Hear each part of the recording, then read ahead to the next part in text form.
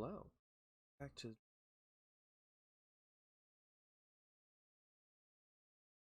from eight. Um, it's me. But today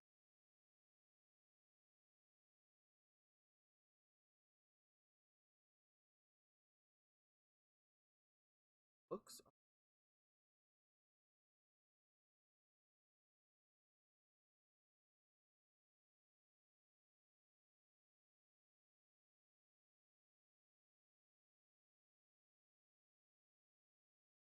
Uh, First things first, we're gonna is physical. Uh,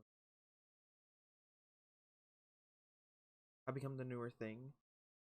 Website popping up that have read a book,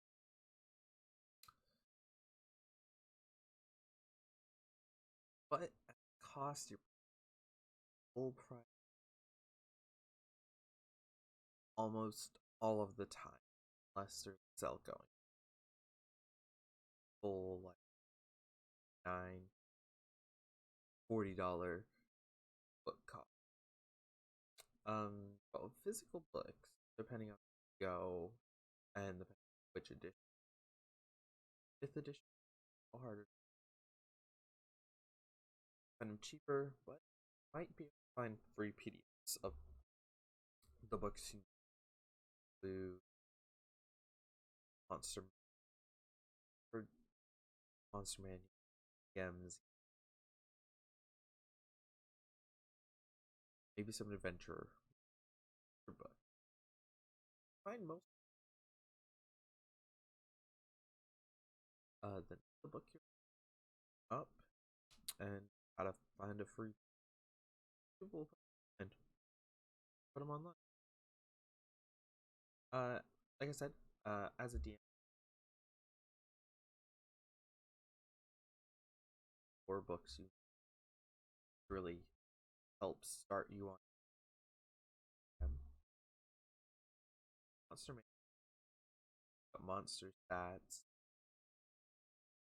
what they can do in combat, they can do out of combat. You need DM's guide. This will be kind of your go-to book for silly questions.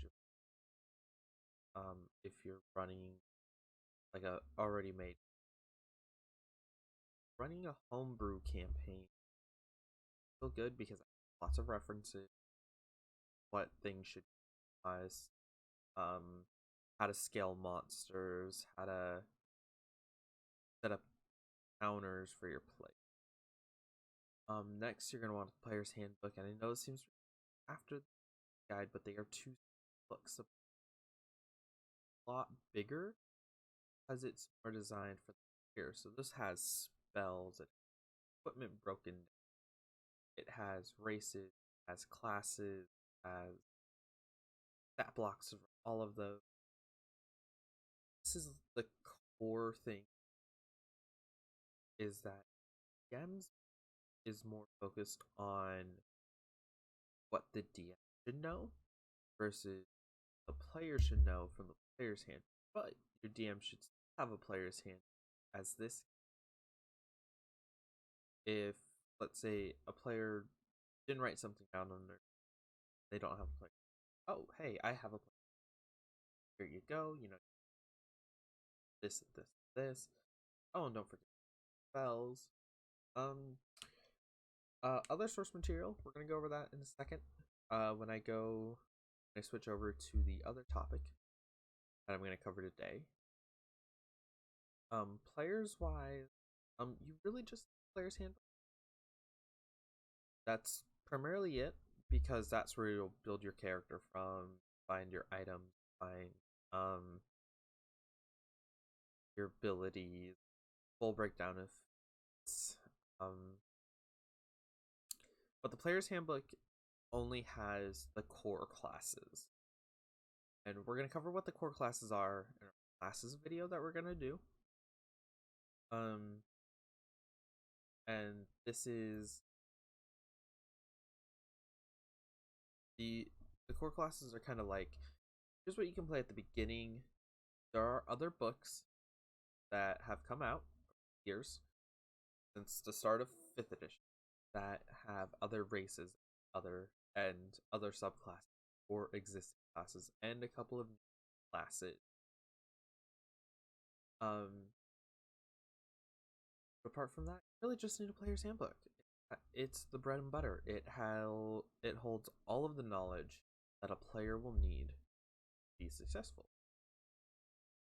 So, one resource that we talk about what you need both as a the very new and still working its way out, but officially made by Wizards of the Coast is D&D Beyond. They are the go-to website for characters, finding content, finding homebrew content, building encounters as of recently. They're still adding a bunch of stuff to the. We'll start with collections. We'll go to characters. Build your characters for your character. If you don't have a paid account, if you have the basic one, you're limited to 5 slots.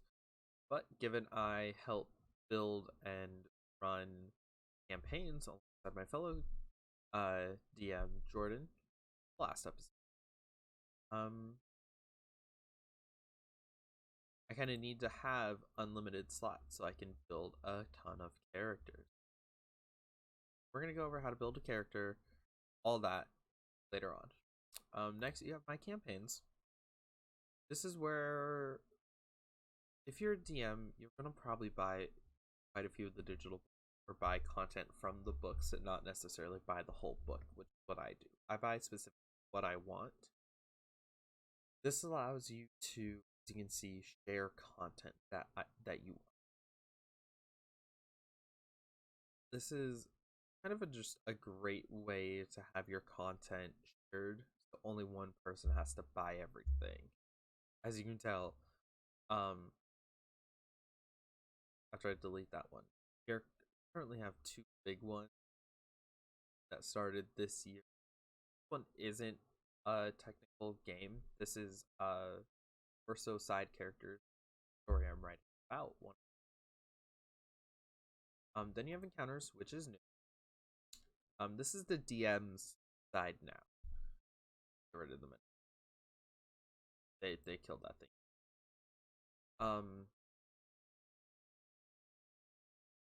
We're gonna talk about encounters and all that, how to scale in town. Yeah, this basically just it gives you the list of monsters, it tells you their type, their size, CR rating. We'll cover what CR means. Their difficulty. Put in the characters, set it for guardians. Well, it would be. Next we have homebrew collection. This is where you as a DM would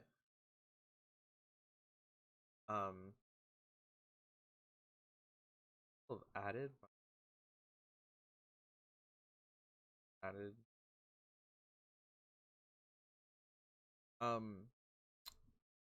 this is where, like, if you wanted, you could create new armor.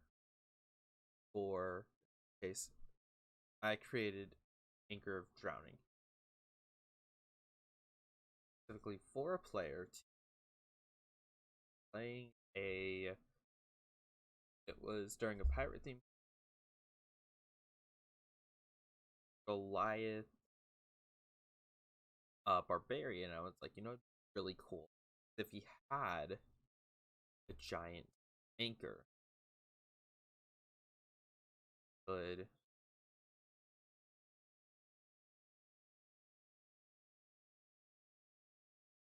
That he could carry that would do water damage. So it would deal an extra 7 water damage on top of the damage.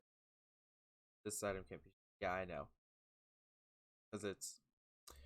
Then sometimes I just have armor that I make specifically for myself. My homebrew creation, obviously, Anchor of Drowning, the Green K armor. These are my personal that I've made. My dice is also recently new. Um, these are basically just that because they've added rolling where you can your stats and here is more stuff. Right here, you create a spell, create a monster, create a magic item, create a background, create a feat, create a race, and create a class. You can theoretically create, like, let's say your player wants to play something really cool, but the subclasses won't allow for what cool. Create your subclass. Oh, cool. Your player wants to play something epic, but there isn't a race close enough. Break the race.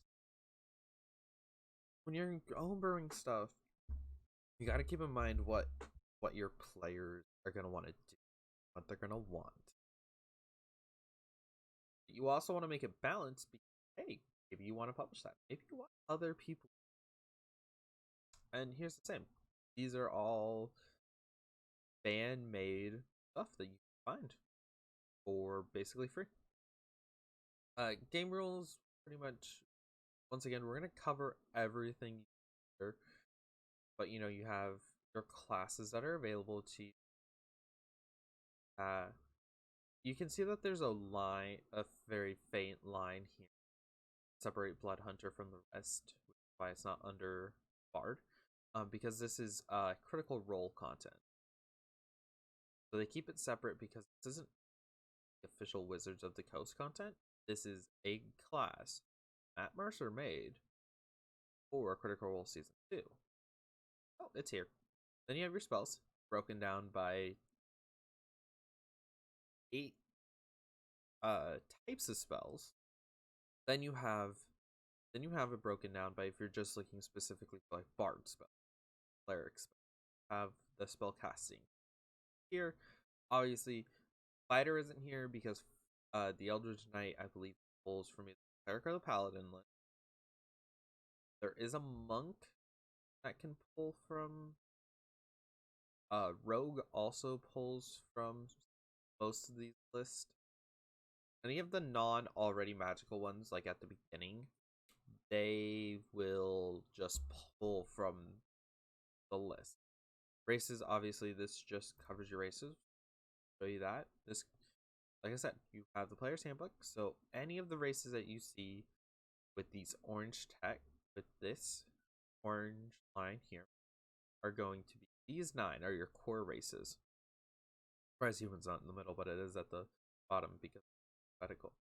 Then obviously see the various different races get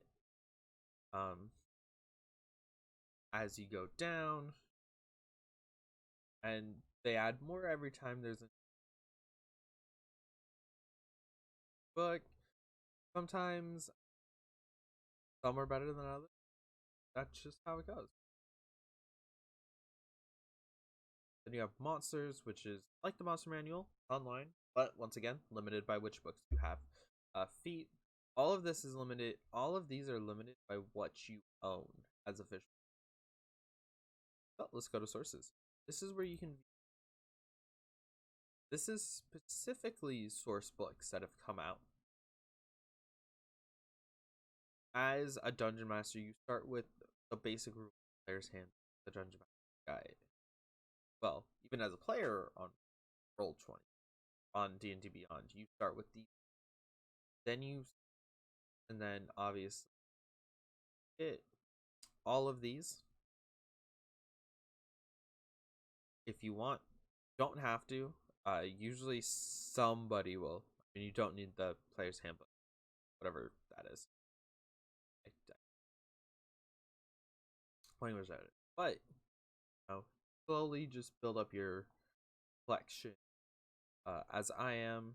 Then you have adventures. These are pre-made campaigns that really you put them in. You can either run them by themselves or you can put them into your world. They tell you where exactly your character should be, how encounter should go. It shows you maps. It has uh, charts and stats for which monsters are going to fight at the time. Then you have tools, obviously, character builder, the Twitch extension, counter builder, the player app. You have our Discord bot and the combat tracker, which is still an alpha. It's not that good. We're getting it better. Marketplace obviously is where you can buy everything. Media is where you can see articles, dev updates, on heroes, the Todd Talks, their YouTube, their Twitch. Forum is a forum. New player guide, go. It'll help players figure stuff out. Then you have quarantine resources, really all useful in this day and age. We are going to talk about D&D Beyond's cousin. And I say cousin, not really a cousin. Was first tabletop app, a website I ever used for D&D, called Roll20, and a lot of people still use it because the encounter system and the map building is, because there's actual map building you do. That's why you would use Roll20. It actually supports quite a bit. Once again, you have to buy or find or have a subscription. A lot of the stuff in this. They have Play Now, and in which when you're in will show you all the games you're a part of. None of these are open. None of these. I'm not playing any of them. They have all just fallen apart. Games. Find your games here. You can find create new game. You can find a player. Teaches you how to use Roll20. Marketplace, once again, but this time the marketplace for Roll20 is a lot bigger because it so many other tabletop RPG games. There's going to be a lot more books to buy, and obviously you're gonna have to buy the Dungeon Masters rather than have it. Here you have the compendium, the character vault. You can make a character here. I don't really use it. I usually import my character from D&D Beyond on here if I can. There's a token maker. There's a library. There's a community page. A lot of things. I mean, I can quickly show you what I mean by, like, there's map making. I have to use my crude map, but Roll20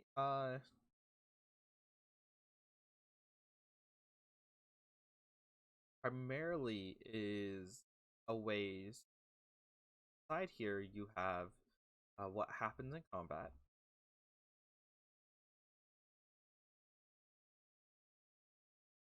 Our players were playing goblins.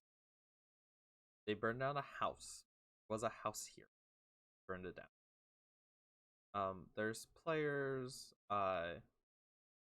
Here's where you'll find like characters and your bosses.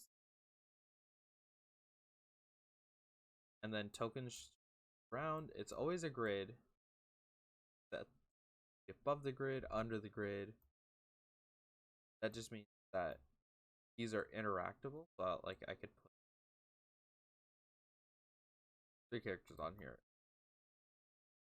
The whole thing. Hey, cool. They're now moving apart. It's really cool. This is mostly used for map tool than it is creating your characters, figuring out what you're going to do. Oh, that being said, thank you all for watching. I hope I explained something. Like I said, we're gonna go over classes, races, items. We're gonna go over everything in the next couple of videos. Hopefully I'll be joined by some people get them on the horn, and we'll get them all added in. Next one we do, I believe, actually get to start races. I have nothing written because we're gonna start talking about races. Hopefully, I can get 2 of them on and we get those videos. Thank you all for being. Thank you all for watching. And hopefully we'll see you next time. Hanging around the Dragon's Den. Bye.